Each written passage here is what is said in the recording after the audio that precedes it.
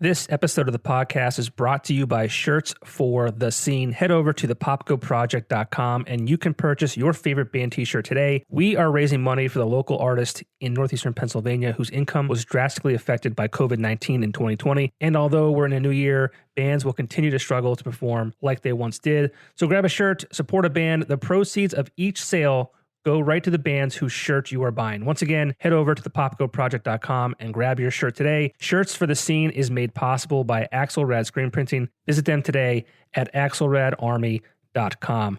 My guests today are in a band from Northeastern Pennsylvania called the Robinsonade. The band is comprised of Joe Lombardo, Ryan Grutt, also a member of Alma Mater, Retrovai, and University Drive, and Nick Montini and Ryan Whitman of the band The Cryptid. They will be releasing an EP called Lukewarm on Friday, January 29th.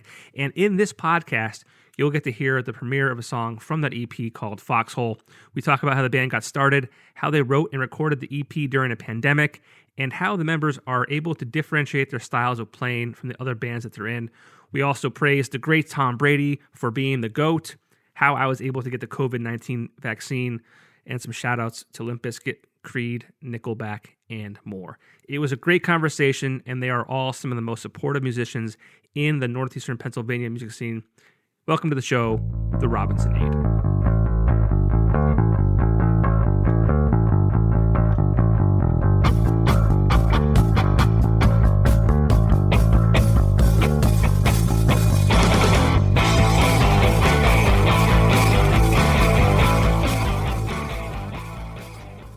And we are live. Welcome to the show, The Robinsonade. Hey, what's going on? We got Joe Lombardo, we got Nick Montini, and Ryan Grutt. Nick, you are in another band, The Cryptid, correct? Yeah. And Ryan, I feel like you're in 1,000 different bands. It feels like that at this point, too. Alma Mater. I think you spent some time in University Drive, or I do. Involved with them now currently. Anybody else? Yes, sir. Retrovai. And okay, then yes. I hope, and I think that's it. And then the big boy Robinsonade. All right. Well, thanks for joining me tonight or today, whatever time of day it is with this posted up. Here to talk about the Robinsonade, and they are releasing a new EP. It'll be released on Friday, January 29th. And we'll also be premiering one of their songs off that EP on this show called Foxhole. So I'm excited for that. I heard it already. We'll get into that, what my thoughts are after, everyone listens to it. But what's new with the Robinsonade outside of the new EP? What's going on? Just chilling, spent 2020 having like 3 shows maybe. And then, we spent a lot of time in the studio, a lot of time, like we went for the first batch of songs. We released the first 2 singles, Overgrown and Lukewarm. We went to the studio in March for the first. And I remember sitting on the couch at JL Studios and we're just like, oh man, everything's going to close down. And then the news article actually came through the next day, oh yeah, everything's closing down. So it feels like we kind of tail ended both sides of this EP at the studio. We got the first half done in March, and then we did the second half at end of September and October, where not that the pandemic's over or anything, but it feels like it's the days are counting down to when things could possibly go back to normal. But really excited about putting this out now finally. I was just gonna say that moment felt surreal because it literally was us reading a text message or just a news article on our phones going, I think the world's shutting down tomorrow. Yeah. We closed Canada while we were there, I remember. Oh yeah. We were just the whole country. The whole country just closed down. Yeah, it's wild. It's something that I never thought we'd experience, but and here we are. What is it? We're figuring out almost a year later, 10 months in. Yeah. I think last week there was the first confirmed, not last week, a year ago, last week was the first confirmed case in the U.S. Oh, no way. Yeah, I think it was January 20th, maybe. 17th or something now. 17th, okay. Yeah, it was one of those days a week or so ago. It's just wild to think about. I mean, we're a year into this and it's is it going to end? Yeah. Thankfully, the vaccine is slowly getting out there. But now they're saying there's a, what's the word they used? a different form. Like a strain. Yeah, they use a better Mutation. scientific word, but I'm stupid, so I don't remember it. No, Variant. I'm with you. Variant. That's what it was. But I asked my wife. My wife said that the vaccine should still help against that strain too. But I don't know. The whole rollout for that has been an absolute nightmare. Yeah. I'm not sure. Actually, my first dose of it. I'm lucky enough to have a job where they deem me essential. Okay, good. Hey, yo. I got my first round last week. Oh, nice. And let me tell you how I got my first round. According to my BMI, I am considered obese. No. That is? Yeah. Is that oh, well, damn, I could have gotten that a month ago then. Look at the time. Could have had 3 rounds of this at this point. I am so that they made some modifications to who qualified last week at some point, and who knew that being unhealthy can keep you healthy? Good. Oh my god. Oh my god. I mean, I don't put too much. You look great. Concern. I'll be the one that says it. I think you look great, Joey. You too. So you guys look phenomenal. So don't worry about it. I mean, I could lose a couple lbs. I mean, not gonna lie, but and not that I say that I agree with any of that, but that basically gives you the Disney Fast Pass to skip the line. does it really? Well, no, does it? For the vaccine? Yeah. I mean, I qualified because I am considered obese. Yeah. I think. Well, you look great. I'll say it again. I feel fantastic. You should. Felt good after it. I heard a lot of people get a little bit some of the symptoms, and then the second round's even like a little bit worse because they put more of the live strain into you when you do it. Yeah, I mean, my arm was sore for a day. It's pretty good now though. That was Friday. Today's Sunday. Yeah, I mean, it's but that's good news. I'm just hope that they can follow up on round 2 because I feel like this stuff's like running out. But yeah, I heard a lot of the things are like expiring because it was like you said, the whole thing was instead of like the country doing it all at once, they were just like, hey, individual states decide whatever you want to do. So they're wasting I think it's like a couple million doses a week now because it's been about a month since we had like the order of them. Yeah, it's crazy. Crazy. But fingers crossed. Here. Fingers crossed. No one gets it. We're here on the Popko podcast, my guy. Yeah, man. So you guys finished up. You started the first part of it in March of last year in 2020. You kind of wrap things up now. As far as because writing during the pandemic and sharing files and stuff like that. Yeah. A lot of structure with this band actually is I have ideas for songs and I make a general idea of what it is. Me and Grutt usually record like the demos of it more or less, and we all come together from there and do stuff. So a lot of the ideas do start with me, but like it is like everyone doing the writing on it. We're really like in tune, and I feel like everyone gets how I write my songs. Like I had that whole like first album I put out just under my name, This Is Gonna Hurt, where you could see some of the same things, some of the same techniques I did on that. I did a lot here, but I feel like, just the age of me playing for the past 3 years in public and stuff like that, I learned how to do it.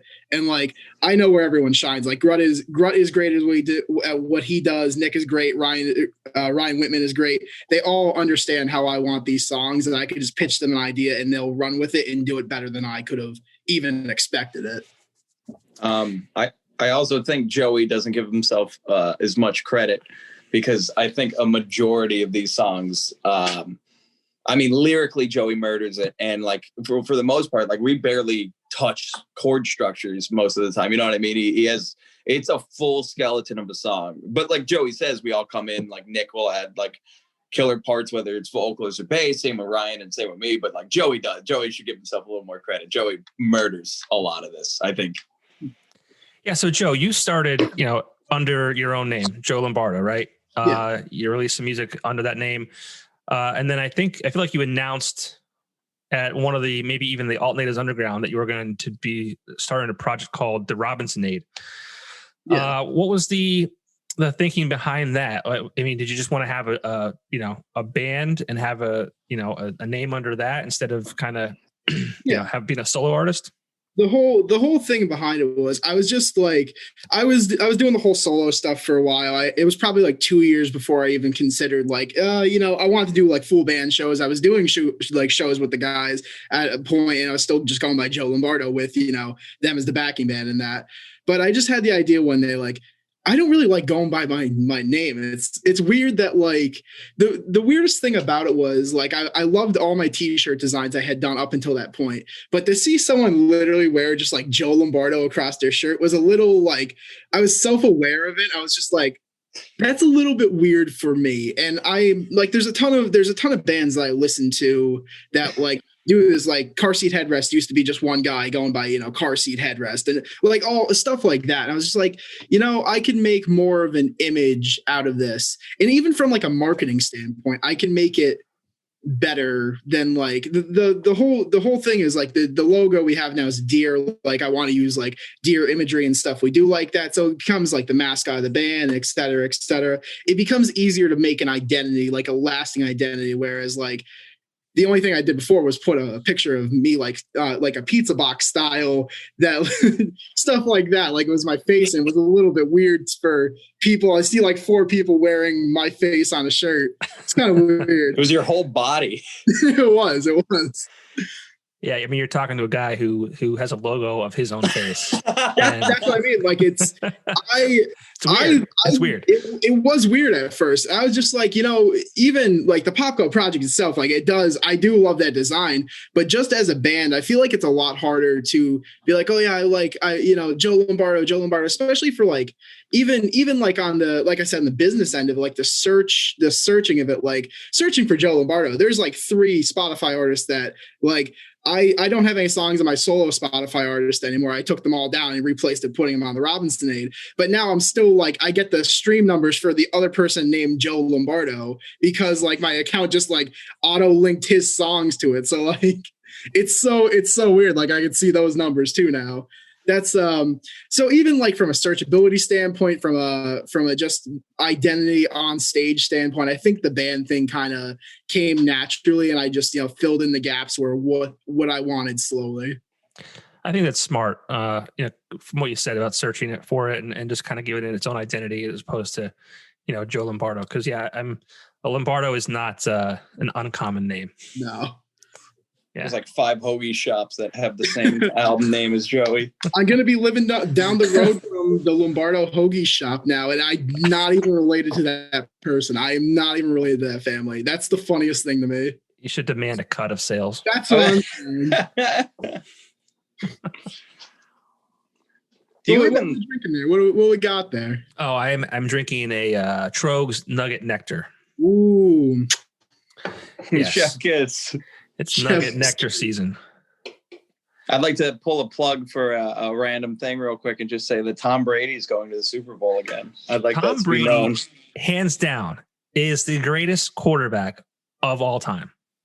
As a Patriots fan and still a Patriots fan, that's odd. I was so amped, dude. He won with first year with a new team. You're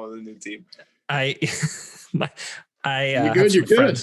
Yeah, I mean, I have some friends that were Cowboys fans, and I think this is accurate.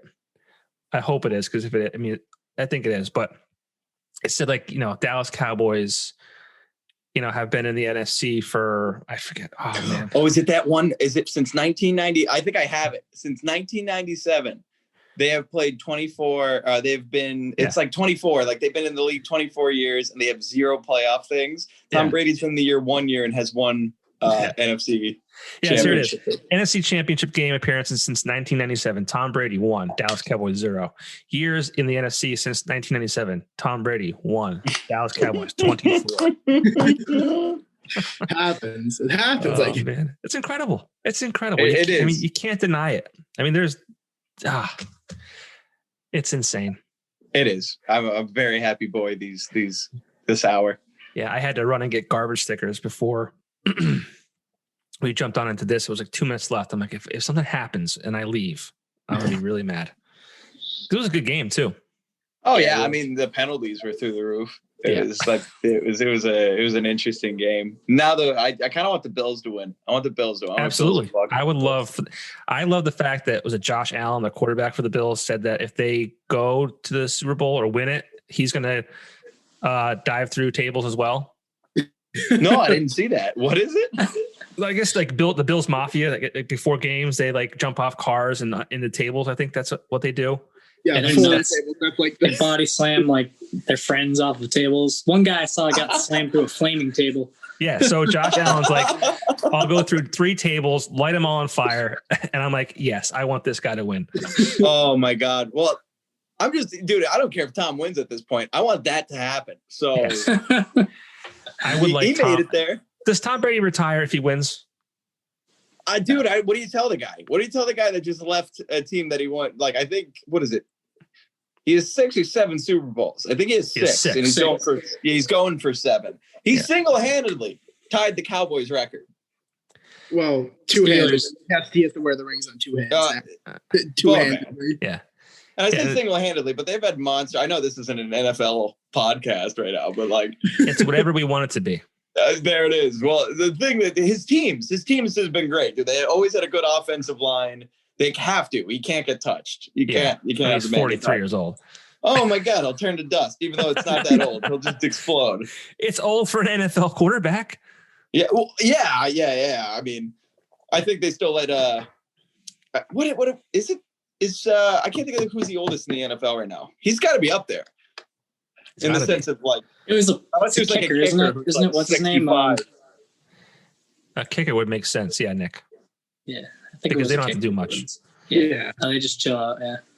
But so yeah, it'll be interesting to see who. I mean, once this gets posted, we'll have a winner of the Chiefs Bills game. But I can go for the Bills. Yeah, that's what I'm hoping. I'm hoping the Bills. I was getting a little nervous though. I'm like, does Patrick Mahomes, does he have to sit out because of his concussion? Will they let us slide? Did I miss that too? Did he get rocked? I didn't know. Yeah, he got rocked at the end of the game last week.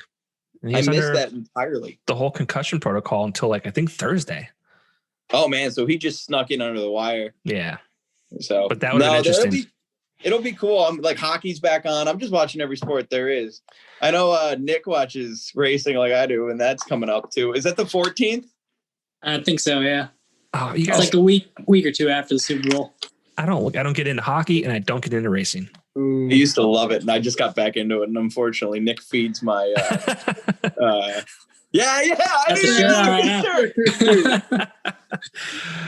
I'll be talking to Nick about random things. Like I'll literally just be talking, and all these like drivers start shooting back out of my head, and I'm like, "This is awesome! I know this stuff. I can talk to somebody about it." So yeah, it's rare, man. I got no one to talk to about it. So thank you. Yeah, no, we'll keep doing it. Yeah. That's funny. I mean, I guess you could race when you're old, right? Yeah. Well, that's usually in their 40s. They usually race into. It's funny too because I used to go to drag races when I was younger. I was a big Joe Lombardo fan. I delivered to his house for FedEx. Is that where you're working? That's where I was working. Yeah, I used to deliver to his house. That's awesome. It looks like it would be Joe Amato's house. Yeah, he's got some money. Yeah, he definitely raced some cars. Are you still at Guitar Center? No, I left. I went Guitar Center, pandemic, FedEx mid-pandemic, and now I am at Car Mix, which is a dealership up in Dallas. Oh, with John. Yeah, exactly. So I just smile and wash some cars and drive them around. You don't sell them? Oh my God, no. Why not? You have a good personality. Because I could sell a guitar because I know what a guitar is. But if you gave me like a car, I'd be like, yeah, it's got a steering wheel, and windows. Like, it's a car. They have books that teach you what's what. No, bless John, because John does a lot for that job, and I just kind of sit there and try to help him out with anything I can. That kid works. Buff out the cars, man. Oh, that's all they do. They're like, hey, that one's got some chili on it. Why don't you clean it? I'm like, all right. I don't know if I could do that. I'm like, no, you clean it. No, no, I put my headphones in and I just laugh. I listen to Bill Burr all day and just there you go. That's a good idea. Yeah. That's a good idea. So what's up with I know this is about the Robinsonade, but I've never had the pleasure of talking to Nick about the Cryptid. What's going on with that band? Nothing much right now. We're kind of focusing now on just writing again, getting back into that. We pretty much haven't played. Our last show that we played was a week before everything shut down for our release show for Something to Remember. And since then, we really haven't done much because of the pandemic. But, we plan on getting back and doing some writing again soon and maybe working on an album, which we've never released a full-length album yet. So maybe that'll be the next goal, but we're not sure yet. Cool. Yeah. And I've seen, Ryan, you've been in the studio, right, with Ed and University Drive? Yeah, we've been going down just about like every Saturday for the most part. It's been awesome. It's been nice to go down and just do something with music. You know what I mean? In a time like this. We'll have to get Ed on here with you guys. Oh yeah, dude, he'd do it. Hey, did you guys? Were you part of the band when they went on tour with Cold? Yeah, I filled in. Johnny couldn't make it, so I was in there, and just doing what I could. You know what I mean? It was hard. So it was awesome. Now, like, are you like a hired gun, or like, are you like officially part of the band now? It's like a weird ground. Like I'm definitely a part of the band. It's just like trying to see what's going on. You know what I mean? It's because it's just such a weird time and everybody's trying to get together to make a record. Yeah. So it's just hard to get everybody in one place, you know? Is it hard for you to kind of, I mean, as a musician, I don't know if you have like a certain style, so to speak, but like, is it hard for you to kind of tailor yourself to, what Ed wants and what that band is like, and then compared to, working with Joe on the Robinsonade and all that kind of stuff? It definitely takes turns. I think if I get like caught in something, it'll sound like an Alma Mater song. 90% of the time, an Alma Mater song is what ends up coming out of my body.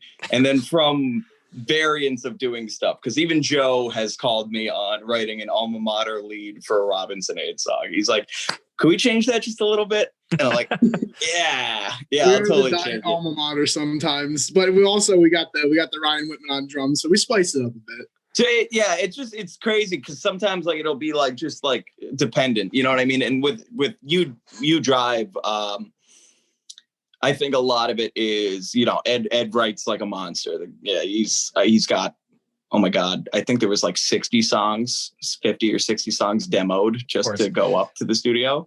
And I mean, he really does. He pulls so much weight and you're kind of just like trying to fit into a groove. And then like everybody's involved, but like there's such a big part. So you're really tailoring towards that. And then like with Retrovai, John and I write just riffs and send each other riffs back and forth. You know what I mean? Mm-hmm. So, but with Joey, it's funny because even which it's the song that I guess, which I didn't even know was being premiered, which I love, Foxhole happened is because I sat down, Joe, what did we have Joe do? Was it just a click track? Yeah, we literally just had a click track and I had the idea with how the verses and how that like last 2.5 minute, like repeating verse went, like how I just wanted the melody of it basically. And we were riffing around on it. And there were some parts that sounded better than others. Grutt would do just like 1, maybe 2 demo tracks over and he's just like, no, I got it this time. And he would blow through it perfectly and it stayed almost exactly how it is on that song. Like that happened with a couple songs. Like it happened on Random Circumstance. I remember we were doing that and it just came out like it went from being not a song to literally almost exactly what we put out within like 5. That was quick too. Random Circumstance was very fast, dude. But like even Foxhole, Joey, like I was playing this riff and like it was just a chorus. It literally is the same melody that made it, like everything just kept making it. So I sat there, I had my drum kit set up and I can't play drums that well, but I just do it for the sake of ideas. So Joey's with me. I go, all right, I think I have this. And I sat there and I started playing the drums. And then Joey just sang this melody over it. And literally I had Joey yelling in my ear, we're going to slow it down here. I'm like, okay, I'll slow down. And then he's like, speed it up. And I'm speeding it up. And then just, if there was I probably have Snapchats. I mean, I should post those at some behind the scenes things, but literally just a lot of making Robinsonade songs is me dancing in Grutt's basement to how I want the melody to go. Like that's legitimately how it happens. Yo, Joey, hold on, wait. I don't want to be the one that does it, but hold on. So I promise I'll do it because I have the space. Look at all this open space I have. But like, if it had Joey and I both going like this the whole time. So we're just cruising it.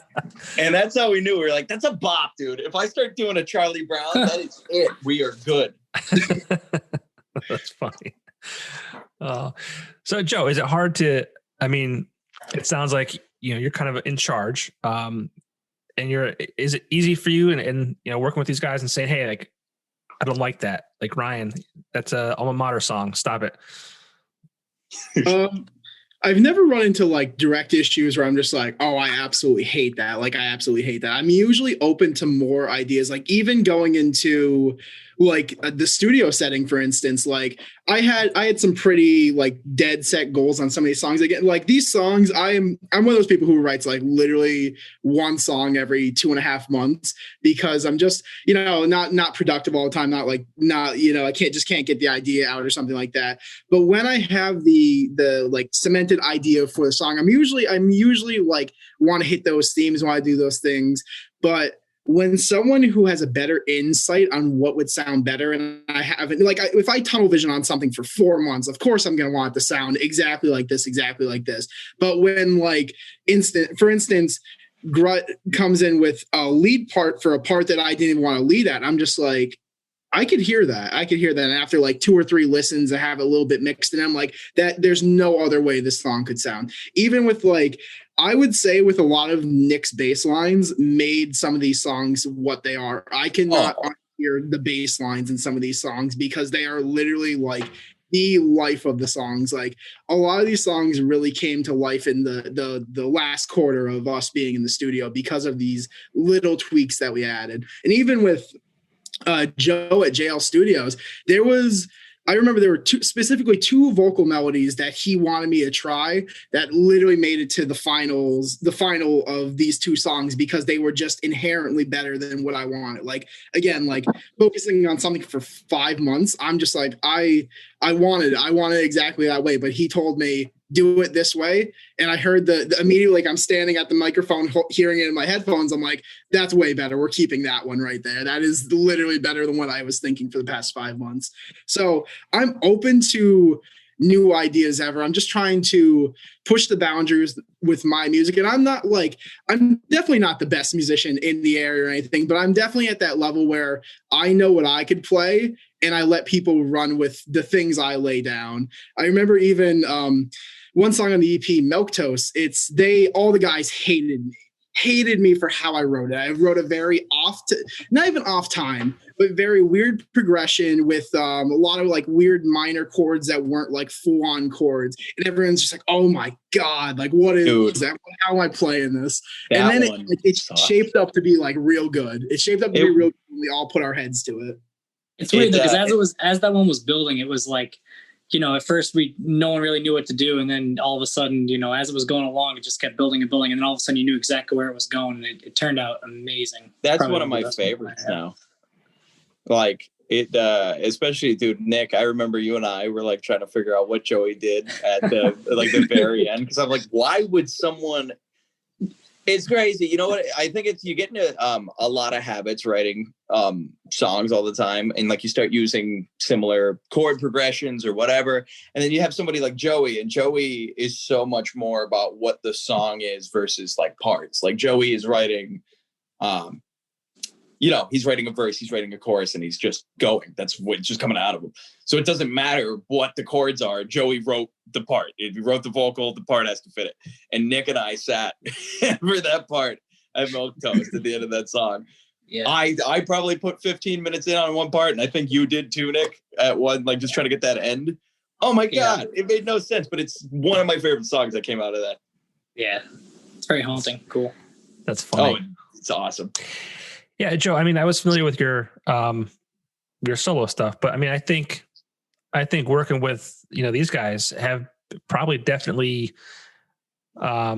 made you a better musician and better songwriter. And I mean, I've heard the song Foxhole that we'll play in a minute here. But I was listening to him, like, this is like some of the best stuff that I've heard from you, even prior to the last two that you sent my way. So I think it's cool. I think it's definitely, working with these guys and kind of being able to bounce ideas off one another and, get opinions about stuff is good for the overall project. Yeah, definitely. I'm really appreciative of the guys. They definitely helped me along, fill in the gaps wherever I need. Like a lot of This Is Gonna Hurt was just like purely me messing around with my acoustic guitar, probably accidentally ripping off songs of the artists I love, maybe like stuff like that. Everyone starts with wearing the artists they listen to on their sleeves. And I definitely feel like you could feel the Wonder Years poking through. You could definitely feel Modern Baseball, the Front Bombs poking through on everything I did.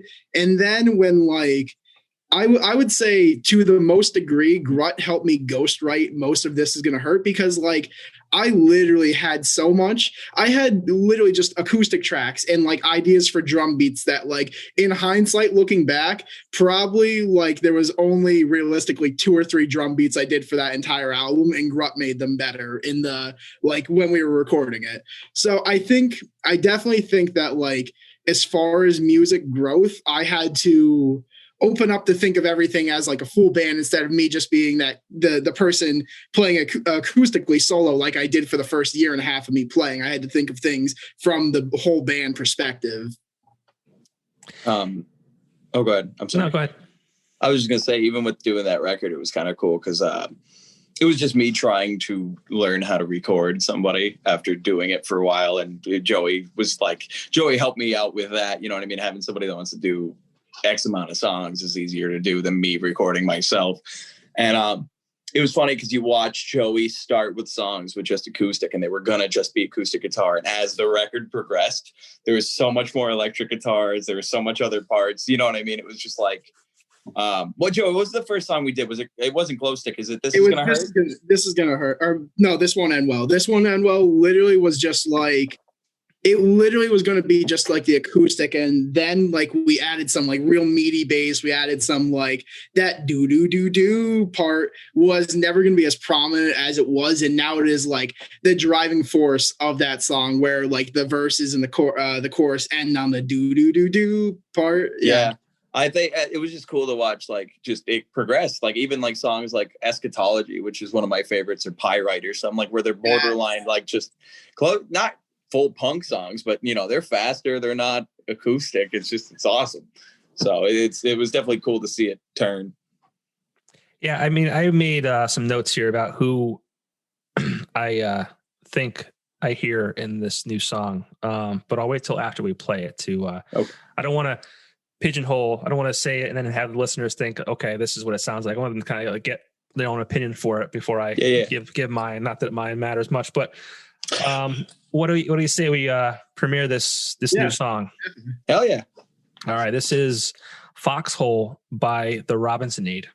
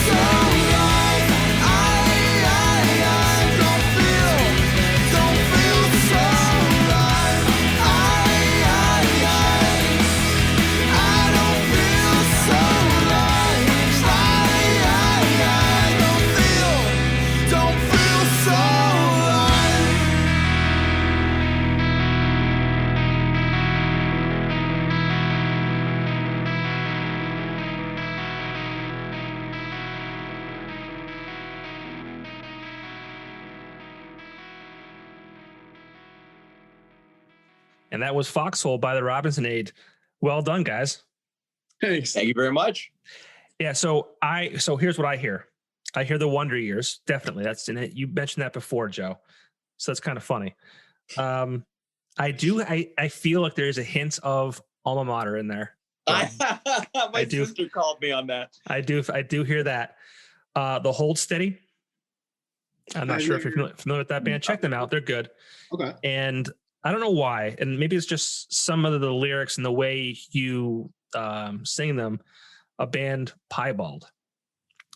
Piedbald. Piebald. They were like, I will check them out, but that like late 90s, maybe.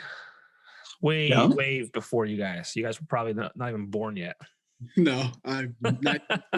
97. Is that when you were born? Yeah. You know what's funny? I was saying to my wife the other day, it's like, so you know that people who are turning 21 this year were born in the year 2000. That stresses That's kind of freaky. Right? That stresses me out a bit. Yeah, dude. Joe, you're young. What are you talking about? I'm definitely over the hill at this point. Back's hurting out already. Yeah. Might as well put me in the grave.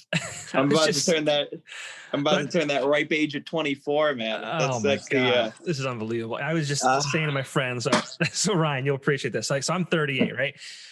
Wife, kid, like all my friends have, like, they're married or have, 1, 2, or 3 kids or whatever it is. So now I'm thinking to myself, like, my life might be halfway over. Ooh. So like, 38 times 2 is 76, right? So it's like, I'd be lucky to make 80. And out of the remaining, let's say make it to 80, right? Okay. How many of those years are going to be good years? As long as you get the tires. That was a dumb joke. You son of a bitch. Yeah, I'm really sorry.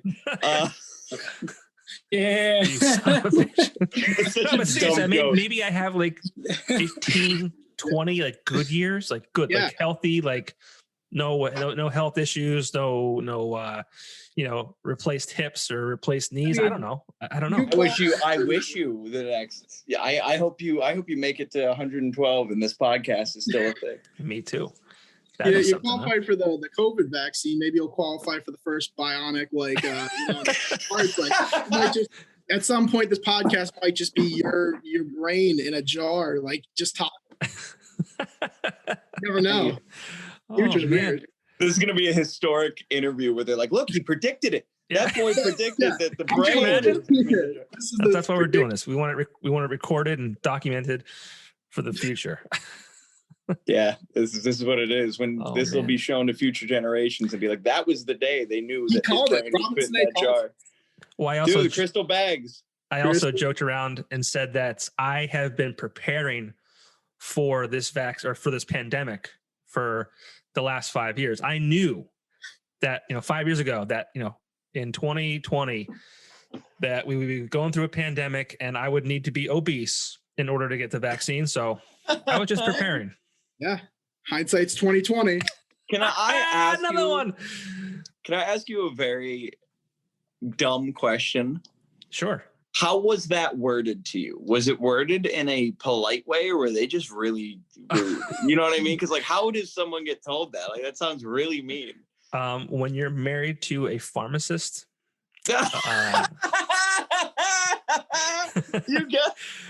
Yeah. So this is all through text, right? And my wife, because she's a pharmacist, she wants like her, her parents are older, so she wants them to get taken care of, and so when the qualifications changed, she had texted me, and I should probably just go back and look, but I probably won't be able to find it.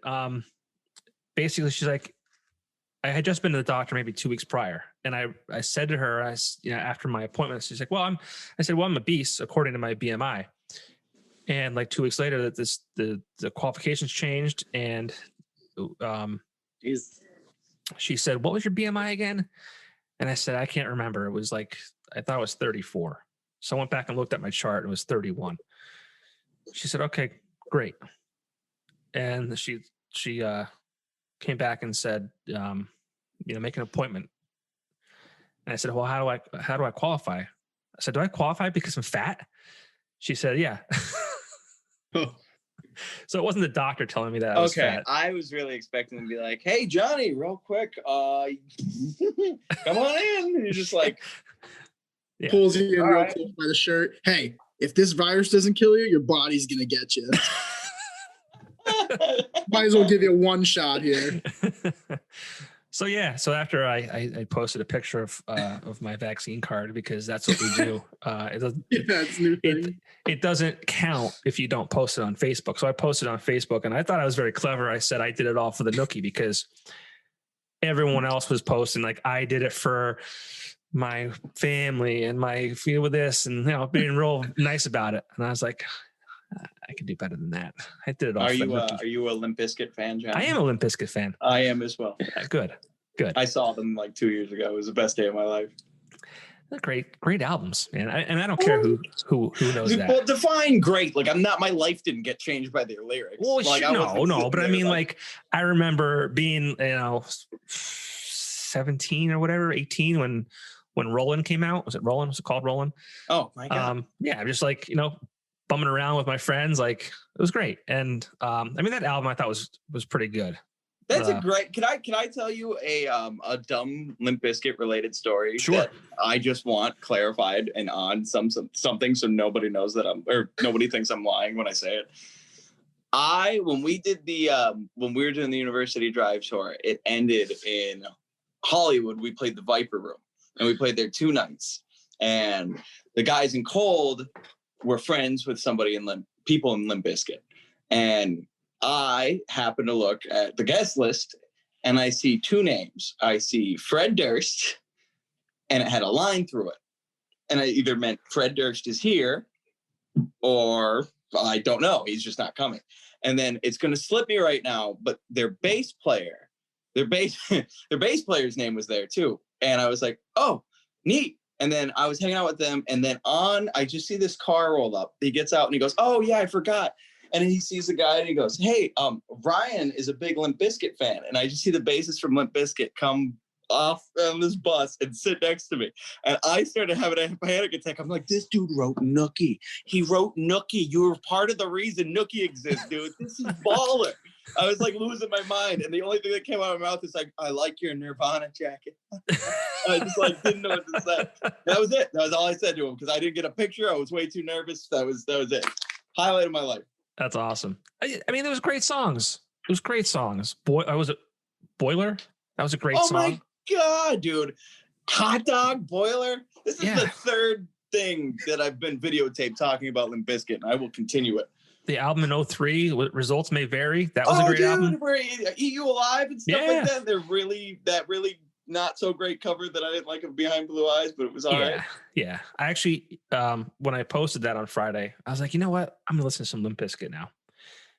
And it was great. I loved it. It's always great. There is not a point where I could flip a car listening to Limp Bizkit for some reason. Well, I mean, the break stuff. I mean, like, come on.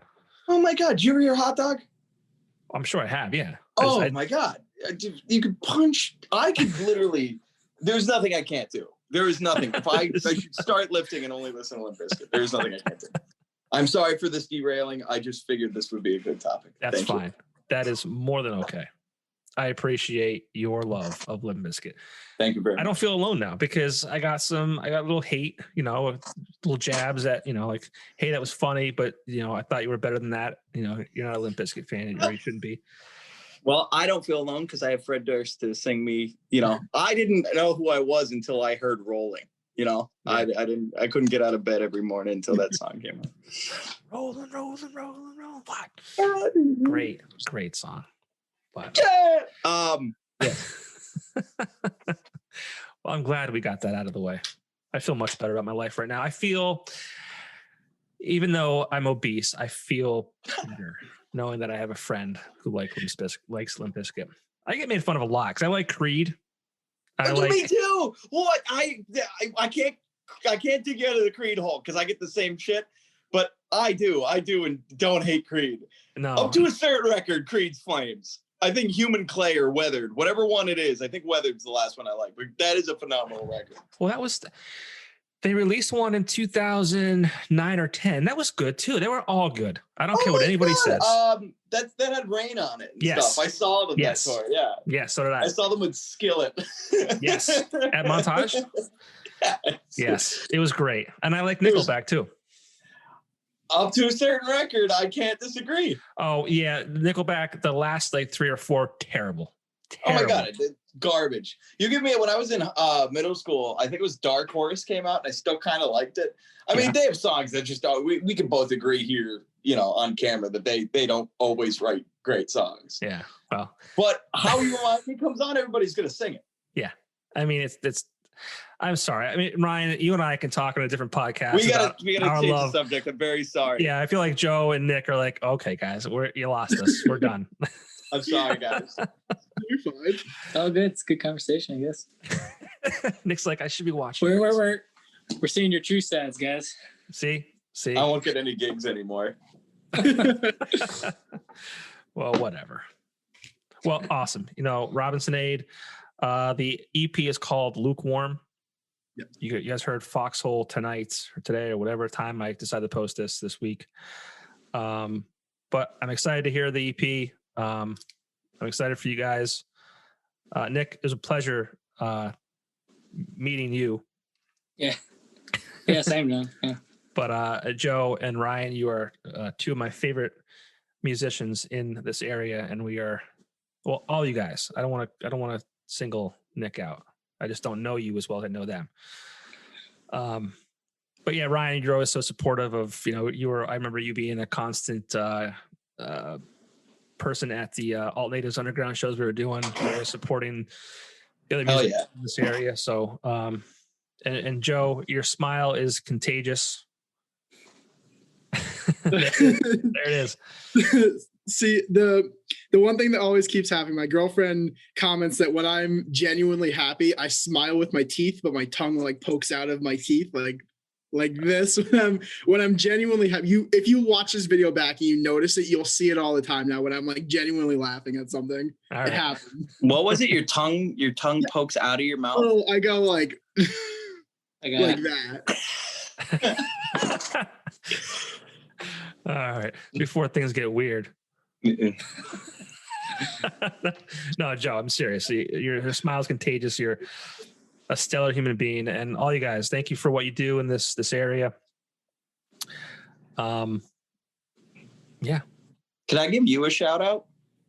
I mean, I guess. Dude, thank you very much for continuing something that means a lot to a local community that I think when everybody saw that everything with, I won't even name I don't know how that works, but I won't name any names. But when you change platforms, okay, let's leave it at that.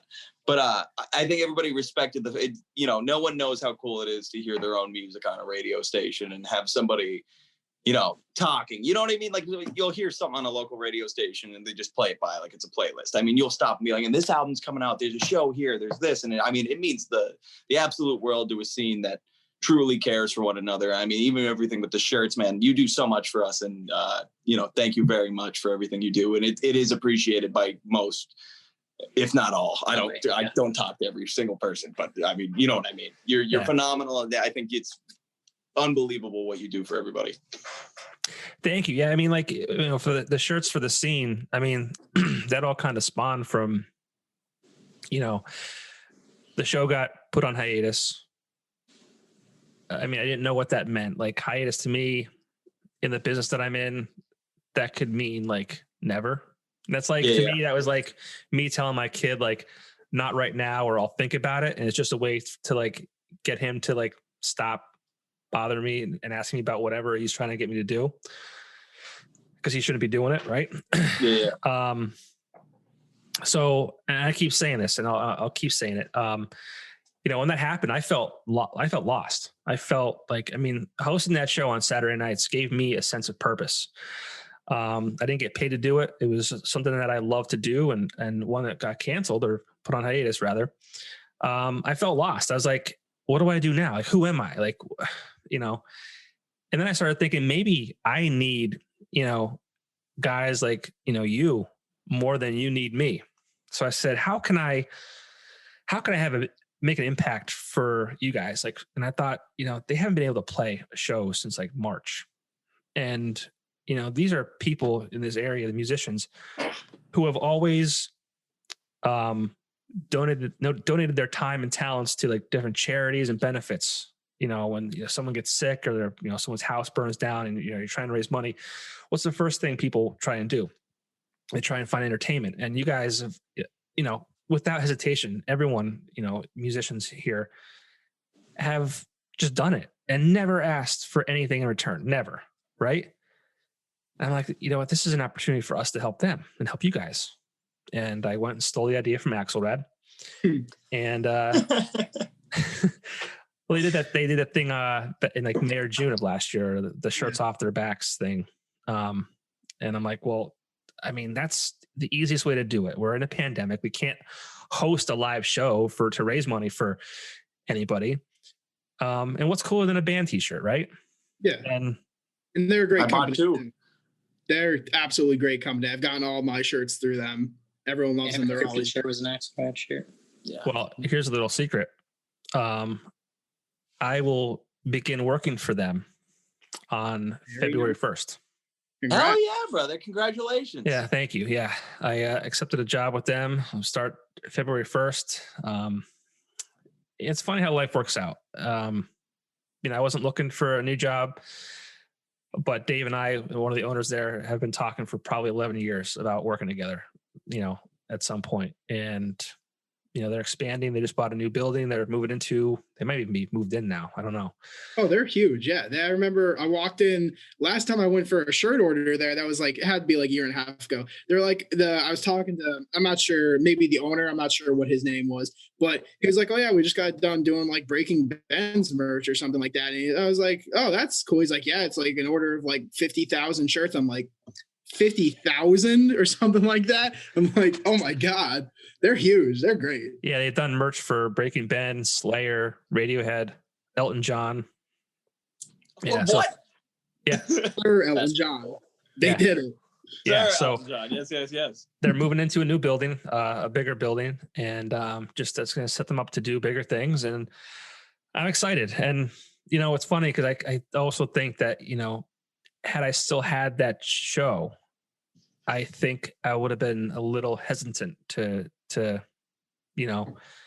a new job and kind of walk away from that show on my own. Yeah. But since it was kind of made for me, I mean, all the timing kind of just lined up. Like that was canceled. I started this, which I'm really happy doing, and I'm starting a different career path. So it's all good. Well, congratulations, brother, and thank you. Thank you, guys, and best of luck with this new EP. And Ryan, we'll set something up where we can talk about what do they call that now these days, like cock rock or butt rock? Butt rock. Butt rock. Yeah, we'll do the Ryan Grutt Butt Rock podcast. I promise you, I will get loaded and we could do it. We'll just need a censor bar because I will probably start going off. You can curse.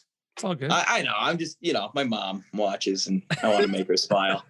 All right. I'll have a censor button just for that, special for that show. Awesome. But all right, guys, thanks so much. I'm looking forward to the EP, and hopefully I'll see you all in person sooner than later.